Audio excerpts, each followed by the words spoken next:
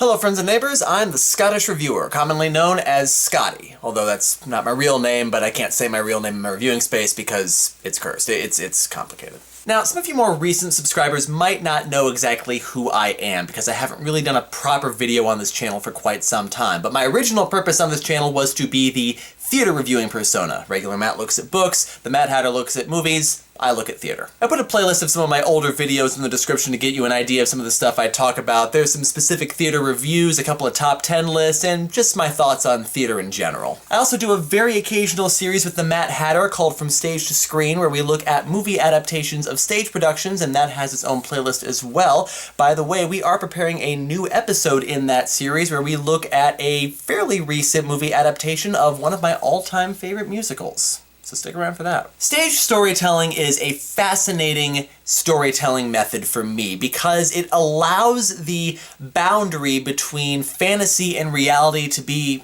rather tenuous. Unlike movies, TV shows, and books, stage storytelling takes place live, with the audience right there in attendance in the same space as the performers, and sometimes even becoming part of the story themselves. And one of my favorite genres within this genre is the musical, where the characters will, on occasion, spontaneously break out into song, which, by today's standards of hyperrealism, sounds utterly ridiculous. And yet, musical theater is still tremendously popular and widely performed today, and has even crossed over into the film genre with movie musicals. Even so, a fairly sharp contrast is drawn between musicals and stage productions that don't have any music in them.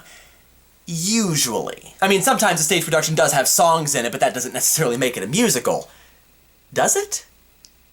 At what point does a musical stop being a musical? Now let's be clear about what we're talking about here. We're not talking about a character just whistling or humming to himself on stage, or incidental music that might be played in the background, or entrance and exit music that might be played while the audience is coming and going. We're talking about songs that are specifically written for a stage production, that are specifically part of the story.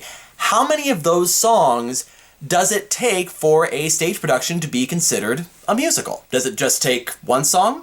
There is a play called Butterflies Are Free, which is about a blind songwriter, and it contains a grand total of one song. The song is also called Butterflies Are Free, and in the context of the story, it is written and performed by the main character. And this isn't just incidental music. The song was specifically written for this play and is still used today. And it's actually the very first major songwriting credit for an up-and-coming composer named Stephen Schwartz, who would go on to write music for all of these musicals. And much of the story and the characterization revolves around this song. I mean, the play and the song are both called Butterflies Are Free, so the song is very significant to the story. So does that make this play a musical? What about the show All I Really Need to Know I Learned in Kindergarten, which is based on the writings of Robert Fulghum? Now, this play doesn't tell one story, but acts as more of a review, with a collection of staged writings by Robert Fulghum, which the director can kind of pick and choose from as he sees fit. Now, this does include some original songs and a piano accompaniment score that can be played in the background of some of the scenes. But these musical elements, like pretty much everything else in the show, are optional, and the director can choose to include the musical elements or exclude them. So if a director decides to leave these musical elements out of the show and just make it a straight-up stage play, does it cease to be a musical? Was it ever actually a musical in the first place, or was it just a play with optional music? Then there's the show 1776, which is pretty universally considered to be a musical, but it's also distinct among musicals for having the longest stretch of time between songs without any musical anything. Between the end of Scene 2 and the song The Lees of Old Virginia and the end of Scene 3 with the song But Mr. Adams, there is nearly 30 minutes of material in which not a single note is played or sung. And because of this, there were some critics who felt that this very dialogue-heavy show would have functioned better as a stage play and not as a musical. And by the way, a show with very little music or with a lot of non-musical space isn't the only distinction that we can draw between musical and not musical. There are some shows that are nothing but music, with no spoken dialogue or very little spoken dialogue whatsoever. At this point, the show is no longer considered a musical, but rather an opera. Unless that show was written by Andrew Lloyd Webber, whose musicals don't usually have any kind of written dialogue at all, and yet we still refer to them as musicals. And to make it even more confusing, the works of Gilbert and Sullivan are generally called operas or operettas, in spite of the fact that they're structured more like musicals with dialogue scenes in the middle of the songs. Now in that case, Gilbert and Sullivan wrote their shows before the term musical was really a thing, and so they called their shows operas or operettas, and we still use the term today. And as for Weber musicals, well, his music just sounds more like it belongs in a musical than it does in an opera. And that gets into really, really subjective territory, so where do we draw the line? Well, maybe we should go back and take a look at the original purpose of the musical in the first place. Now, there are a lot of things that we don't know about ancient Greek theatrical practices. It was ancient Greece after all. But there are a few things that we can guess based on the things that we do know. First, we know that ancient Greek plays were performed in huge amphitheaters without the benefit of any kind of electronic anything. No microphones, no speakers, nothing. They just had to rely on their own voices to project what they were saying to everyone in the theater. And it's much easier to project your voice using singing techniques than speaking techniques. And so it's likely that many of the ancient Greek actors may have used a sort of half-singing, half-speaking sort of voice in order to really project the words that they were saying to everybody in the amphitheater. Second, we know that artistic subjects like music and theater, as well as academic subjects and athletic subjects, were far more integrated in those days than they are today. Today we have this obsession with wanting to compartmentalize everything. We want everything to exist in its own little bubble, the musical bubble, the theater bubble, the mathematics bubble, whatever it might be. But the ancient Greeks recognized that all of these subjects are not separate in their own bubble. They have far more to do with each other than they don't have to do with each other.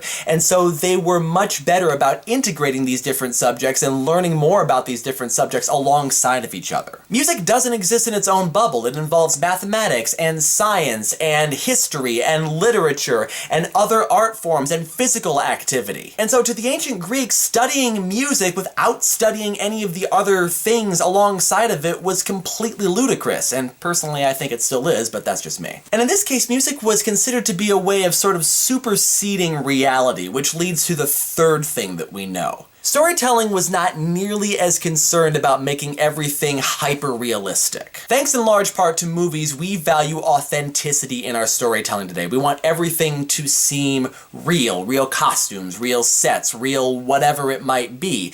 But with theater, and with ancient Greek theater in particular, the boundary, like I said earlier, between reality and fantasy is allowed to be a lot more loose. Now, some theatrical productions still go this route, but many do not, and instead use the power of suggestion. The emphasis is not on realism, but on the story and on the characters, and the ancient Greeks understood that the story that they were watching and telling was just that.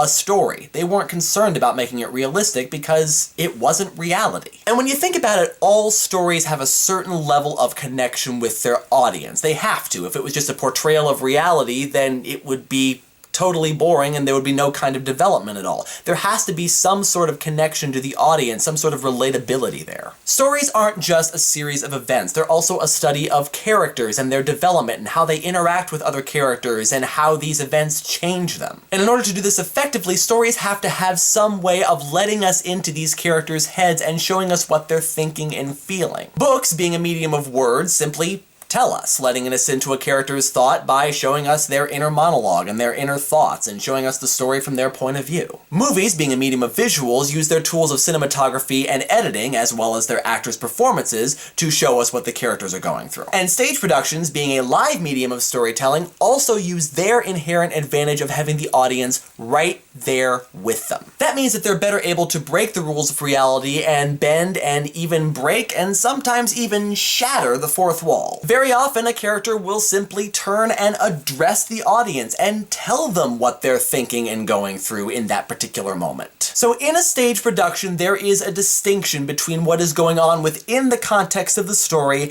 and what is happening purely for the audience's benefit. Now, very often this is just done with character monologues to the audience, but sometimes the very language of the show changes. For example, Shakespeare went back and forth between poetry, rhymed and metered language, and prose, the regular everyday language that I'm talking to you right now. He wouldn't always do this, but very often he would use prose in the within context of the story scenes and poetry in the monologuing scenes. Opera does something similar, using recitative, which is essentially just sung dialogue, for the scenes that are happening within the context of the story, and arias, which are songs, to show us the characters' emotions and what they're thinking and going through. Poetry and song are methods for expressing that which is inexpressible with prose, and kind of breaking down reality and taking us to a loftier level of surreality to help us understand the emotions that our characters are going through in a way that maybe we wouldn't be able to if they were just speaking normally. Which brings us back to the musical. Songs in musicals are typically pretty firmly integrated into the story and are not easily removable. This isn't always the case, but very often it is. They should serve the purpose of helping the story to progress by showing that characterization and development. So 1776, in spite of its lengthy musicless scene, accomplishes this. The music really needs to be there because it humanizes these characters in a way that the spoken dialogue really doesn't. This is especially evident in John Adams' letters to his wife Abigail, which almost always have musical accompaniment in the background and are very often sung. This is when the audience really gets a chance to see the vulnerable human side of John Adams, and not just the blustering, obnoxious, and disliked little man screaming about independence. But dialogue has its place in musicals too. The writers did try to insert a song into that long musicless scene, but it just didn't work, and it's pretty easy to see why when you know the content of that scene. A lot of stuff happens in this scene, and a song in the midst of all of that would really remove the weight and the seriousness of this first major debate that we get to see on American independence, which is really at the heart of this whole scene. A song doesn't happen until the comparatively lighter moment when the Declaration Committee is arguing over who should write the Declaration of Independence. But then later, during another congressional debate, there is a song called Molasses to Rum to Slaves, because that song did lend a lot of weight and seriousness to that particular debate. And this song expresses something much deeper than just regular dialogue would have in the way that music often does. So the songs that they do have in the music were chosen very, very carefully, but they all serve a purpose in the story. All I really need to know I learned in kindergarten is really more of a play with optional music. Obviously the songs and the piano music can be very expressive if used, but they don't have to be, and this is a show that changes depending on who's directing it. And Butterflies Are Free, though it only has the one song, still uses that song to express something in this character that we might not get otherwise, so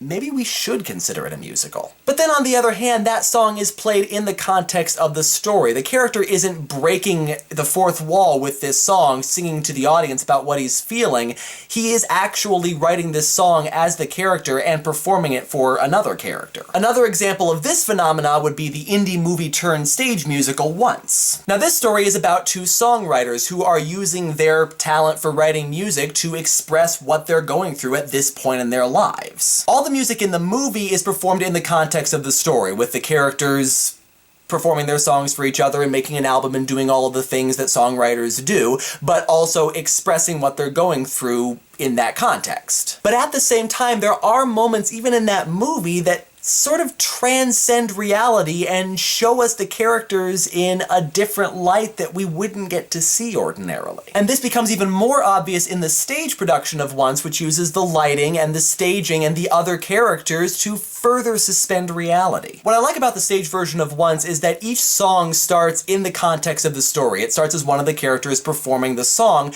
but then slowly reality starts to be suspended, and it goes from being just a performance within the story to being a musical number in a musical. It's as though these very simple songs are taking on a life of their own, and we're almost hearing the potential of what they could sound like in the characters' heads. To me, this is what a musical should do most effectively. No matter how few or how infrequent the songs are, they should help to tell the story, help to develop the characters, and help to share with us, the audience, what these characters are going through. But ultimately, a musical, like any other genre of storytelling, exists on a spectrum, and there are no sharp boundaries between one subgenre and another. So, when does a musical stop being a musical? When it doesn't feel like one anymore. See you next time.